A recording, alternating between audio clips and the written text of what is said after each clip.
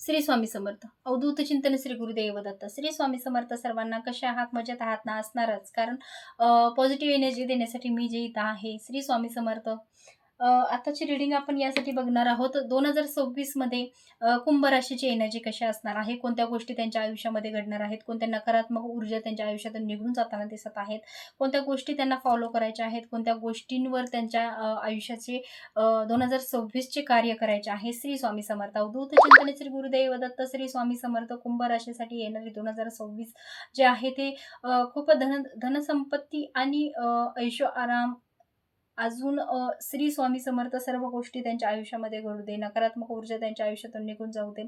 Positive energy त्यांना पीक होऊ दे. श्री स्वामी समर्थ. अवधूत चिंतन श्री गुरुदेव दत्त. श्री स्वामी समर्थ. नकारात्मक ऊर्जा त्यांच्या आयुष्यातून निघून जाऊ दे.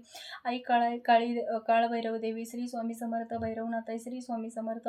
माझे व्ह्यूअर्स आहेत, त्यांच्या आयुष्यातून सगळ्या नकारात्मक ऊर्जा निघून जाऊ देत, तंत्रक्रिया निघून जाऊ देत, नजरदृष्टी जी आहे ते सुद्धा निघून जाऊ दे. आयुष्यात भरभराटी, सुख समाधान, मुलाबाळात यश, कीर्ती, सगळं काही त्यांना मिळू दे. श्री स्वामी समर्थ. श्री स्वामी समर्थ. ओम नमो देश. श्री स्वामी समर्थ.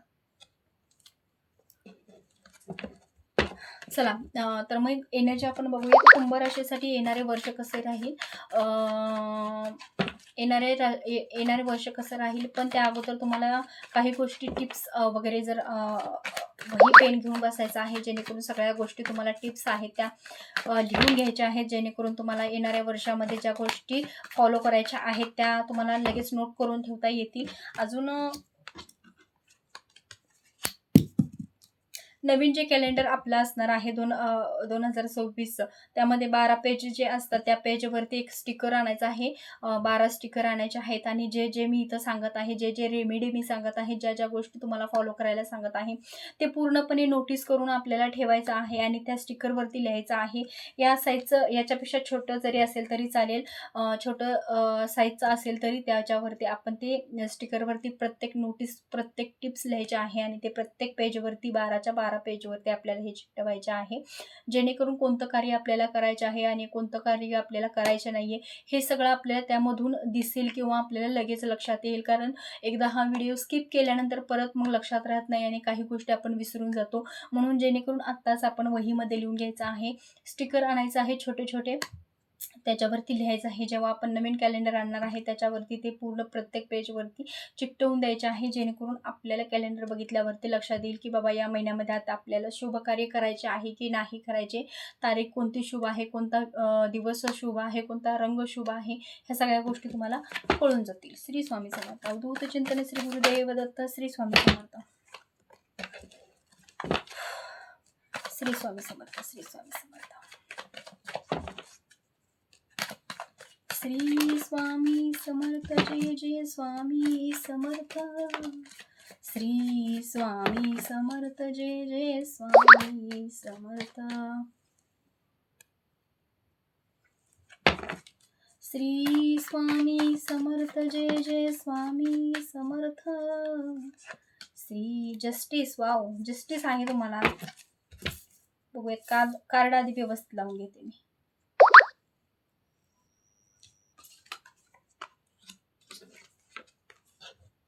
अरे बापरे, टावर मुवमेंट का आता आले?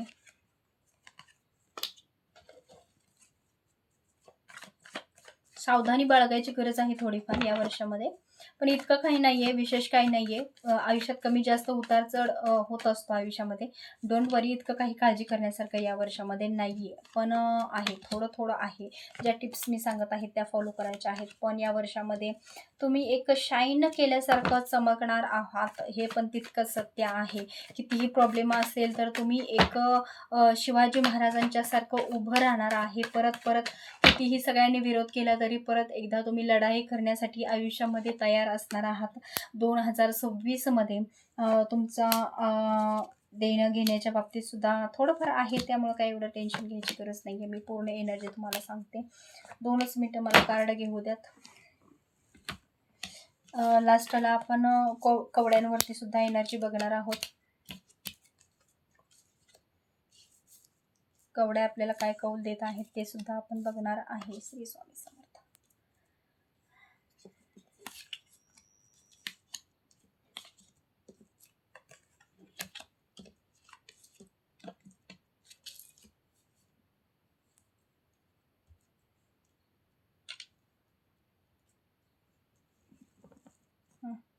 श्री स्वामी समर्थ. अवधूत चिंतन श्री गुरुदेव दत्त. श्री स्वामी समर्थ महाराज की जय.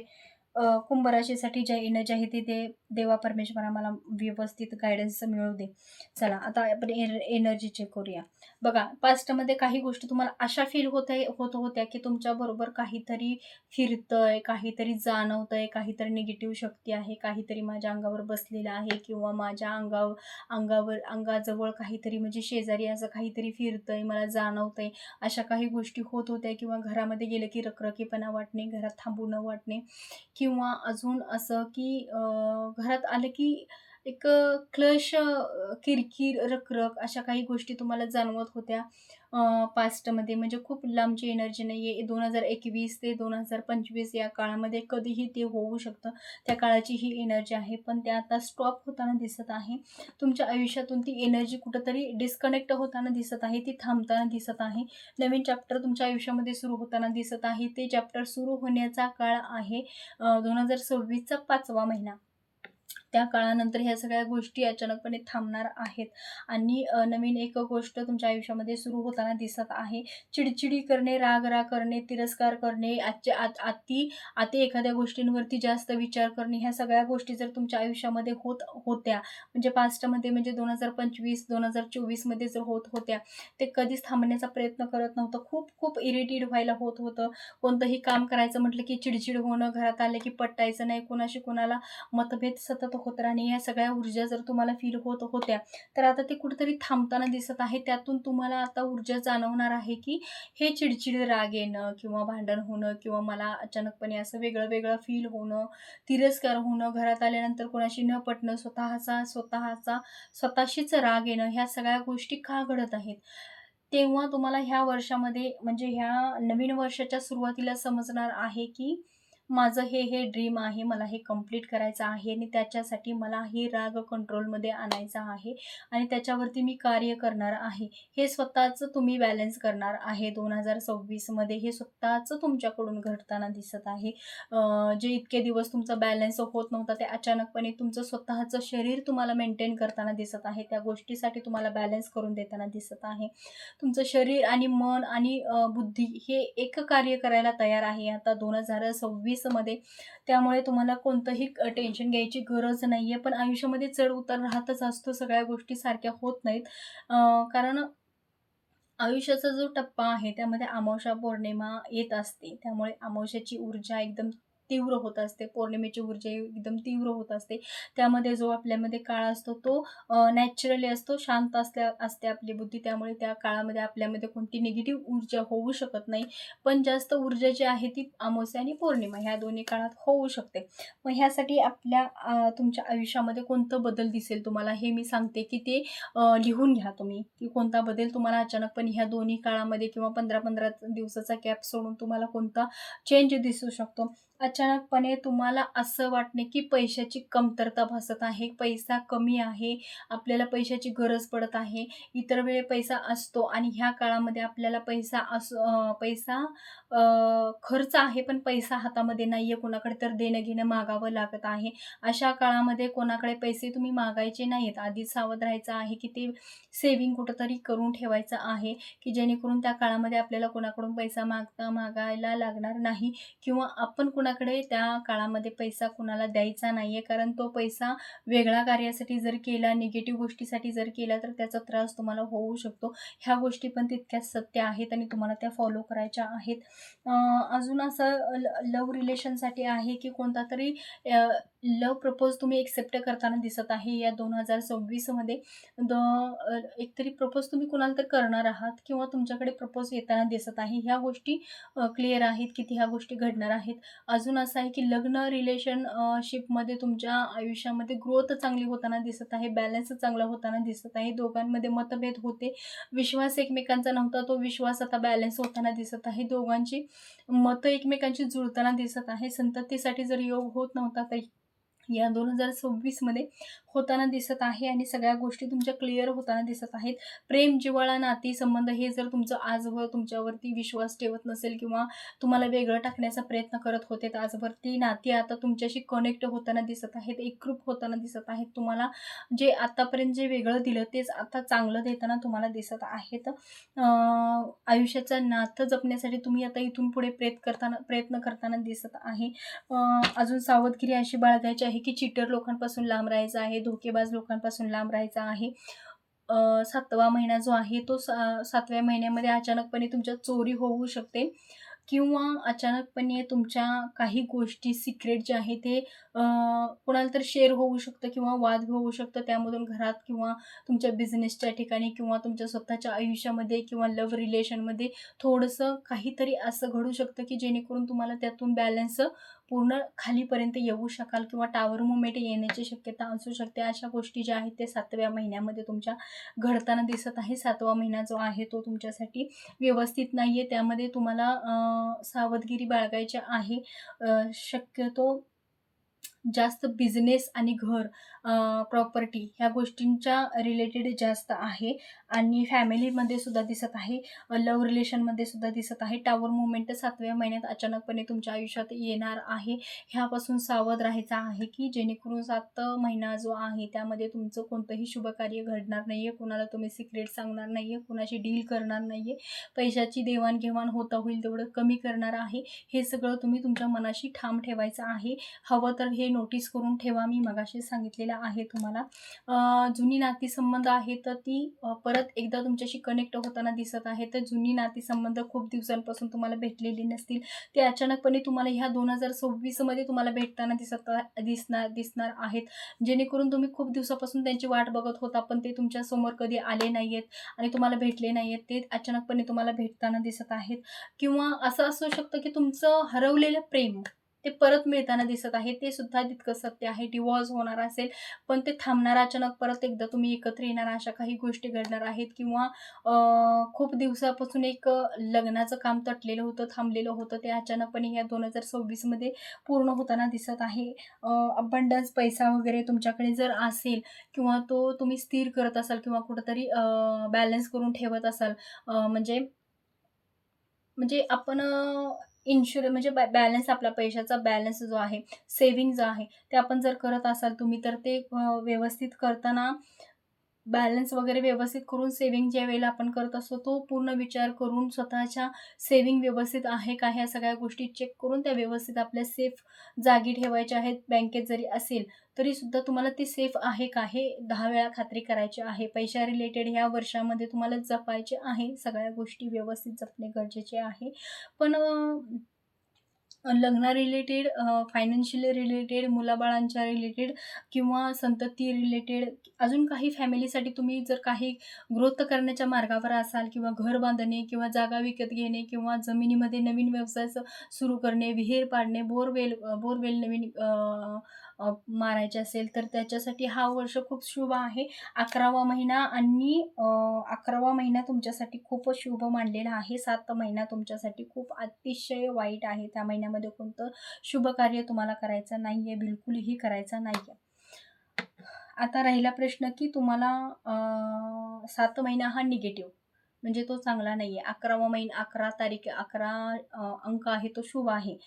पण आता मी सांगते फेंट गुलाबी रंग आणि लाल कलरचा रंग, फेंट असतो पण लाल कलर, सॉरी, फेंट लाल कलर, फेंट गुलाबी कलर आणि फेंट निळा कलर, ह्या आणि पिवळा कलर, हे 4 कलर शुभ कलर आहेत तुमच्यासाठी.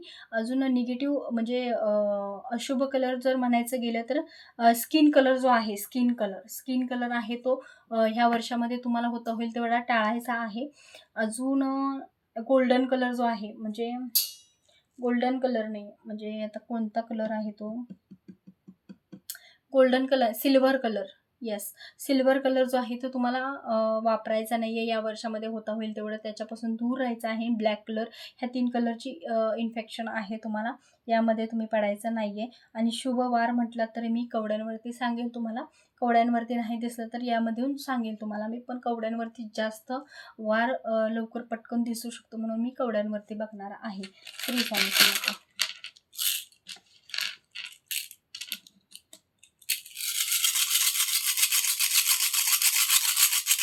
श्री स्वामी समर्थ. अवधूत चिंतन श्री गुरुदेव दत्त. श्री स्वामी समर्थ. येणारे 2026 कुंभ राशीसाठी माझे व्ह्यूअर्स आहेत त्यांच्यासाठी कसे राहील. आई देवी, जानाई देवी, कुलदेविनी स्वामी मला उजवा कौल द्या. माझे व्ह्यूअर्स आहेत त्यांच्या आयुष्यात काही पॉझिटिव्ह गोष्टी किंवा निगेटिव्ह गोष्टी, सगळ्या गोष्टींचा उलगडा मला माझ्या व्ह्यूअर्सांच्या समोर मला होऊ द्या. ओके. 10 1 10 1 10. बरं, 10 10 1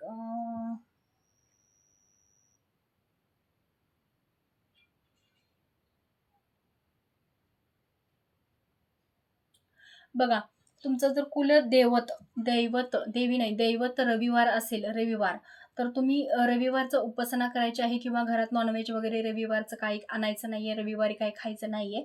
जर कुलदेवतेचा म्हणजे देवी नाही, दैवत आपले म्हणजे घोड्यावरचा देव असू शकतो, पालीचा खंडोबा असू शकतो, जेजुरीचा देव असू शकतो. असे जे देव आपले आहेत त्यांचा जो वार आहे तो तुम्हाला पाळायचा आहे. ह्या वर्षामध्ये होता होईल तेवढं नॉनव्हेज किंवा घरात वाईट म्हणजे ड्रिंक वगैरे तुम्ही जर करत असाल तर ह्या दिवशी कुलदेवतेचा हा दिवस तुम्हाला पाळायचा आहे. व तुमच्या ह्याच्याने घ्या ते की तुम्हाला कोणता वार आहे. आमचा वार जो आहे 2 आहेत वार आमचे. एक सोमवार एक आहे आणि रविवार एक आहे. दोन्ही वार आम्हाला आहेत. कुलदेवता आम्हाला घोड्यावरचा एक आहे आणि महादेव एक आहे. त्यामुळं रविवार आणि सोमवार ह्या 2 दिवशी आम्ही नॉनव्हेज खात नाही किंवा घरात आणत नाही. हा 2 प्रकार मी हा तुमच्यासमोर मुद्दा मांडलेला आहे. तशा पद्धतीने तुम्हाला तुमच्या पद्धतीने ते क्रिएट करून घ्यायचं आहे. म्हणजे तुम्हाला ते फॉलो करायचे आहेत. काही टिप्स आहेत त्या. दुसरी गोष्ट म्हणजे आयुष्यामध्ये जर ह्या वर्षामध्ये जर 2 गोष्टी म्हणजे ज्यांना संततीचा योग आहे ते जुळं होण्याची शक्यता सुद्धा या वर्षामध्ये दिसत आहे. 2 जुळी मुलं होण्याची शक्यता आहेत. पण मुलंच किंवा मुलीच अशा 2 होऊ शकतात. एकतरी जुळं झाली तर 2 मुलं, जुळी झाली तरी 2 मुली. अशा काहीतरी आहेत तुमच्यामध्ये, एनर्जी तशी दिसत आहे. पण अजून बाकीचं 1 2 3 4 एक 11 1 10 10